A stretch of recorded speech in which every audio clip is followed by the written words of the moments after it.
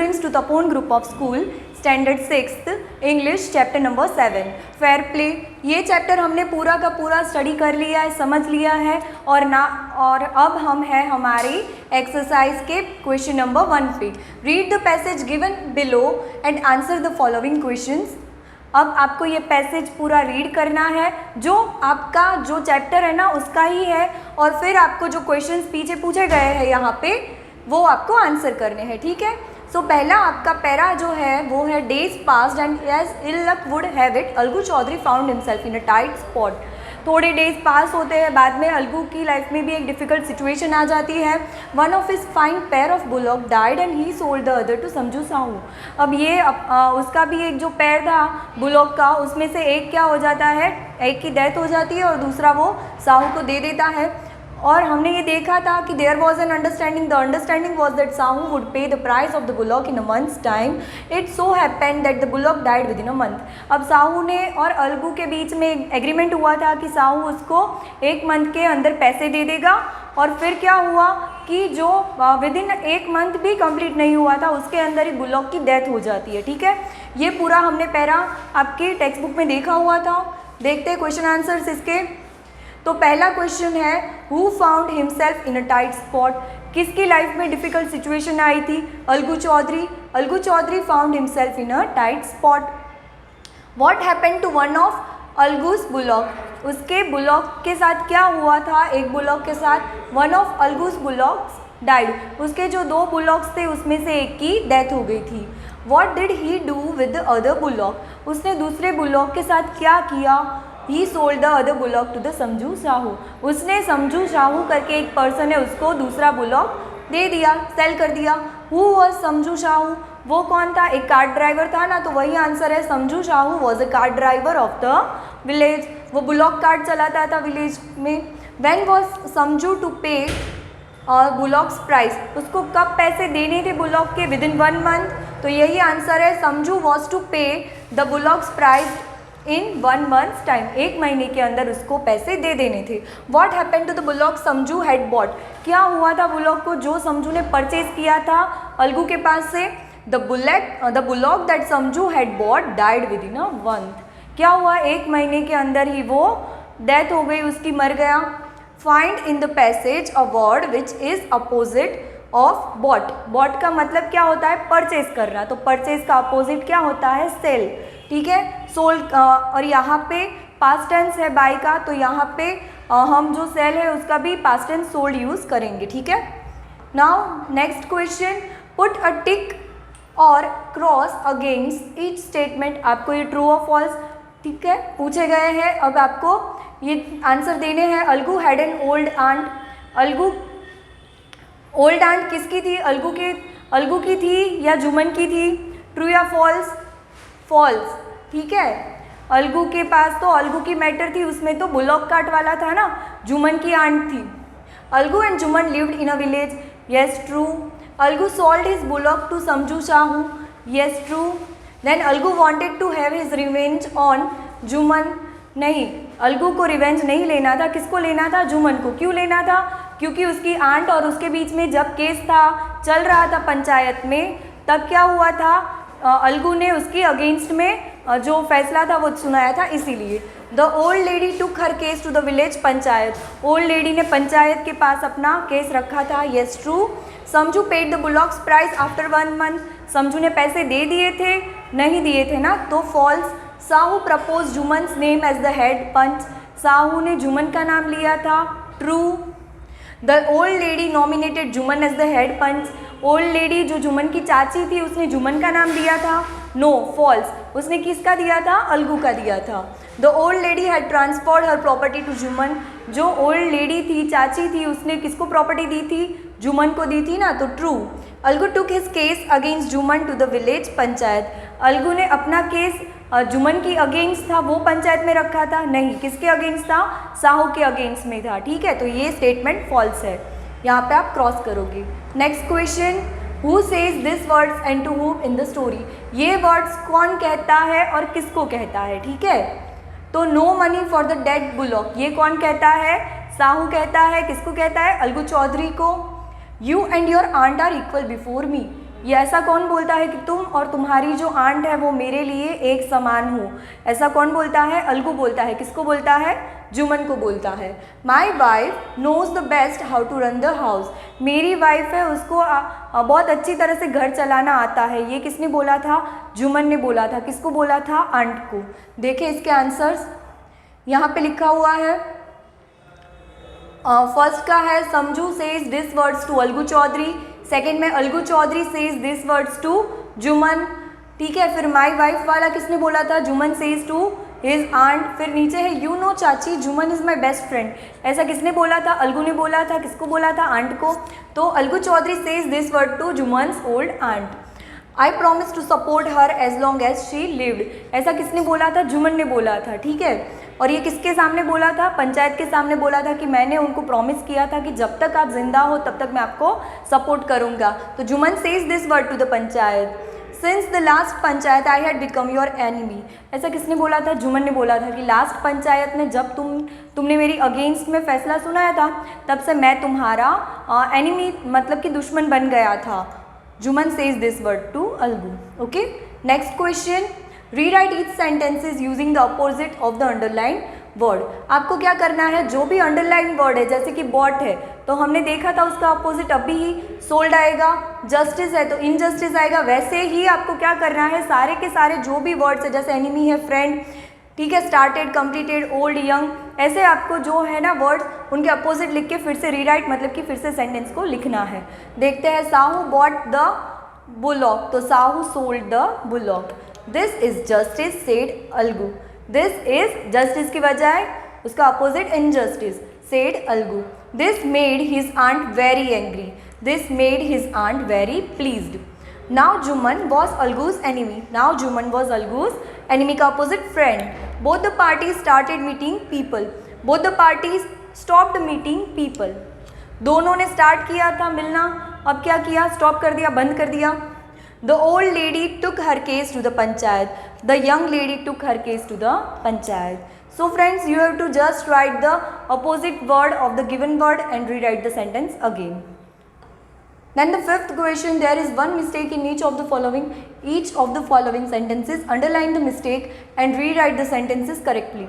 आपको क्या करना है? जो भी सेंटेंसेस दिए गए हैं ना उसमें कुछ ना कुछ क्या है, गलती की गई है, जानबूझ के की गई है। आपको क्या करना है? उस गलती को सुधार के फिर से क्वेश्चंस लिखने हैं। ठीक है, देखो यहाँ पे patience has their limits.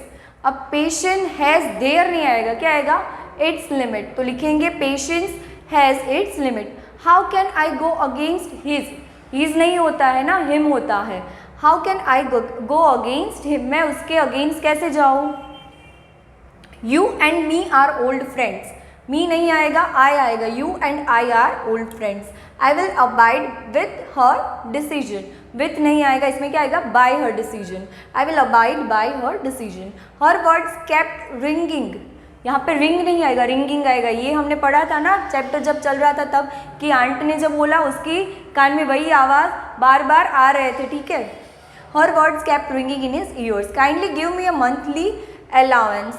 Kindly give me a monthly allowance. Okay, now यहाँ पे स्पेलिंग गलत है अलाउंस की। They were greatly respected. Respected आएगा, रिस्पेक्ट नहीं। ठीक है, तो they were greatly respected in the village. Jumman promise to see after his old aunt. तो यहाँ पे सी नहीं आएगा, क्या आएगा? लुक आफ्टर आएगा। ध्यान रखना, ख्याल रखना। Juman promise to look after his old aunt. Juman and his wife were tired from the old lady. From नहीं आएगा, ऑफ आएगा। Were tired of. तो Juman and his wife were tired of the old lady. Now some sympathised with her, others laughed on her. तो some sympathised with her, others laughed at her, not on her. Okay, next question है choose the correct phrases to complete sentences.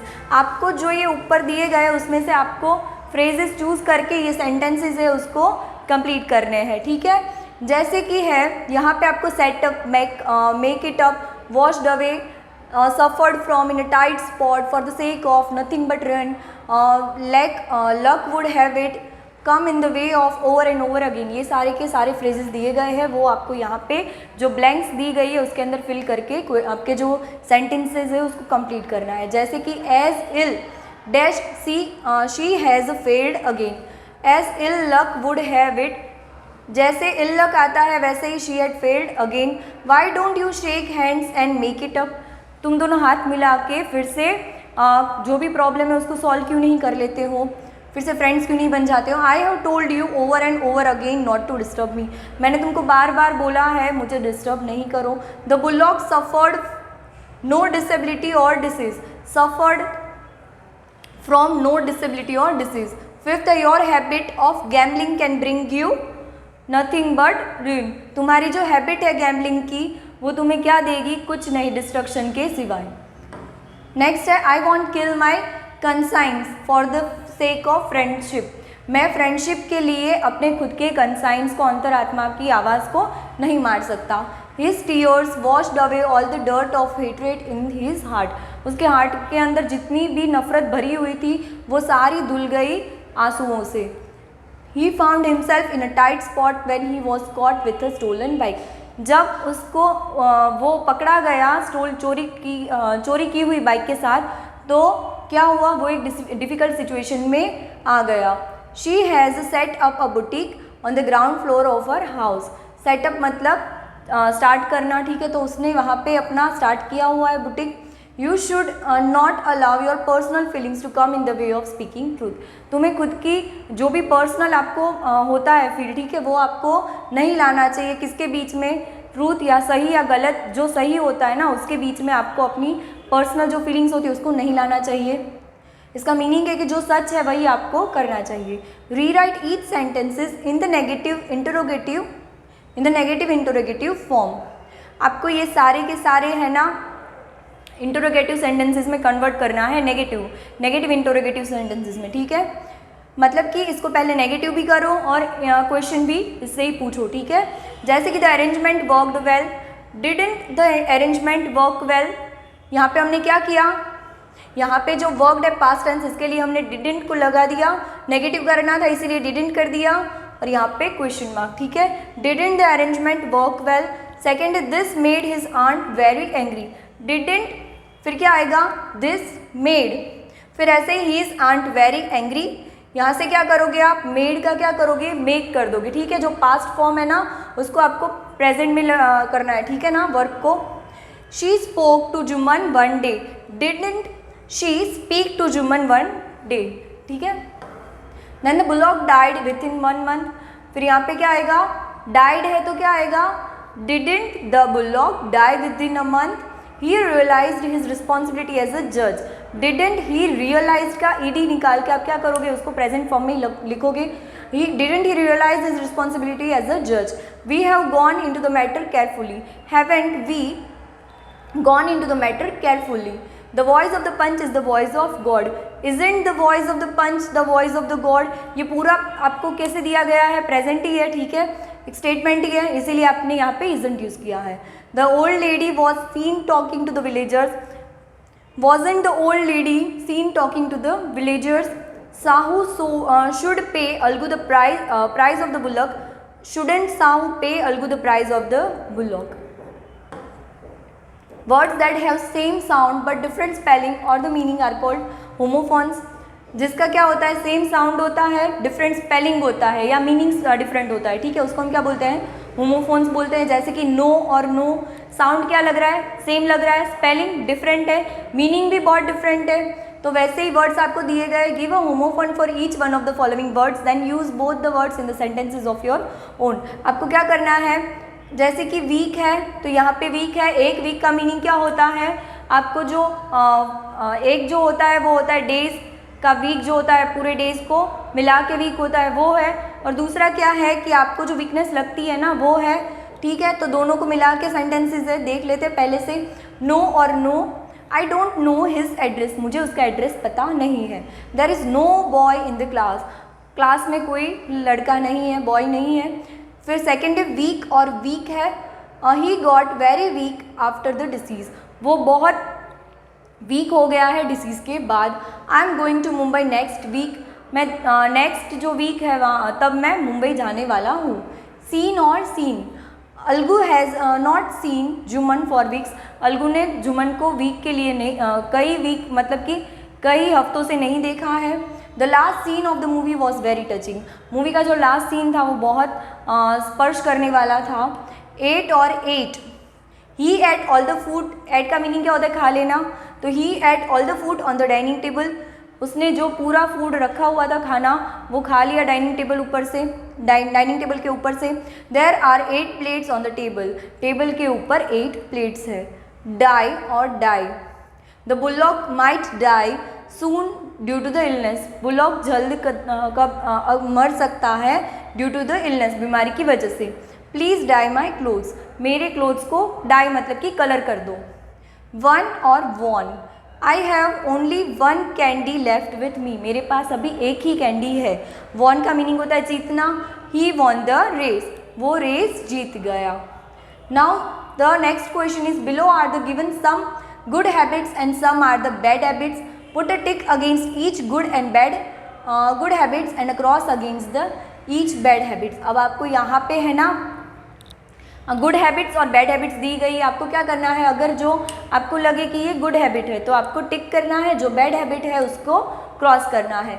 जैसे कि पहला है telling lies, झूठ बोलना good habit होता है बैड हैबिट होता है, ऑब्वियसली बैड हैबिट होता है तो क्रॉस। ईटिंग फास्ट फूड, रोज़ बाहर का खाना खाना, good habit bad habit. Bad habit biting one's nail, खुद के नाखून को चबाना, bad habit. Speaking the truth, सच बोलना, गुड हैबिट ट्रू, टिक करना है। Eating in the class, class में खाना खाना, bad habit. Wasting one's time, खुद का टाइम वेस्ट करना, इधर उधर घूमना, bad habit. Respecting one's elders, खुद के जो बड़े होते हैं ना घर में उनको रिस्पेक्ट करना, good habit. Throwing stones at the birds, जो बर्ड्स बैठे होते हैं उनके ऊपर स्टोन पत्थर फेंकना, bad habit. Making good use of one's time, खुद के पास जो टाइम पड़ा है उसका कुछ प्रोडक्टिव काम करना, good habit. Being kind to the birds and animals, birds और एनिमल्स की और काइंडनेस शो करना, good habit. Getting up early in the morning, good habit, रोज़ सुबह जल्दी से उठ जाना, good habit. Helping the poor and the needy, जिसको ज़रूरत है उसको हेल्प करना, good habit. Now write a few sentences on someone who has good habits. Now write a few sentences on someone who has bad habits. अब आपको पहला जो question है वो क्या दिया गया है कि आपको थोड़े बहुत सेंटेंसेस लिखना है किसके ऊपर, जिसकी गुड हैबिट्स हो, जो आपकी लाइफ में हो, आपको लगे कि इसके अंदर बहुत सारी गुड हैबिट्स है या बहुत सारा अच्छा काम करता है तो उसके ऊपर आपको लिखना है। सेकेंड है now write a few sentences on someone who has bad habits, जिसकी बैड हैबिट्स बहुत सारी होती है उसके ऊपर भी आपको लिखना है। So students this is your homework, और ये क्या करना है आपको, ये जो है ना 2 क्वेश्चंस आपको होमवर्क में करने हैं, ठीक है, ये आपको खुद से करने हैं और ये आपको आपकी बुक में कंप्लीट करके रखना है, ठीक है। Thank you.